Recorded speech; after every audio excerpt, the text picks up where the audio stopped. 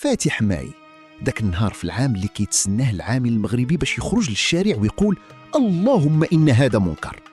ولكن هذا العام بحال إلا المخرج بدل السيناريو، الشوارع بانت باردة والمسيرات محتشمة، بحال إلا الشغيلة المغربية عيات حتى من الغوات.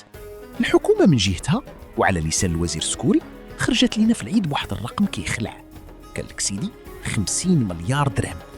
50 مليار درهم هي كلفة الحوار الاجتماعي حتى 2027. تبارك الله. ملي كتسمع هذا الرقم كتقول صافي المغاربة غيوليو يخلصوا الكرواسة بالدولار. ومن الإنجازات العظيمة اللي تبشرنا بها، حراس الأمن الخاص غادي يوليو يخدموا 8 السوايع في بلاصة 12. خطوة مزيانة وكنصفقوا ليها، ولكن واش هذا الشيء هو سقف الطموح؟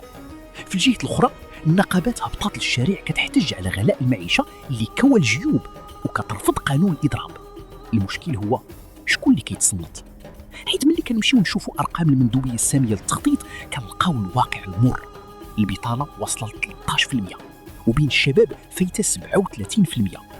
يعني هذا الحوار الاجتماعي ديال 50 مليار باقي ما قدرش يترجم لفرص شغل حقيقية للشباب اللي شادين الحيوط. هادشي اللي خلى بزاف د الناس والمحللين يقولوا باللي فاتح ماي ولا مجرد بروتوكول، مسرحية موسمية كتخرج فيها الزعامات النقابية باش تقول راني باقا هنا.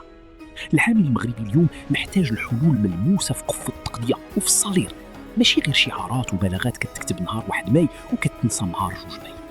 والسؤال اللي كيطرح راسو ليكم نتوما، واش مازال عندكم ثقة في التنظيمات النقابية ولا فاتح ماي ولا عندكم غير النهار ديال العطلة والنحس؟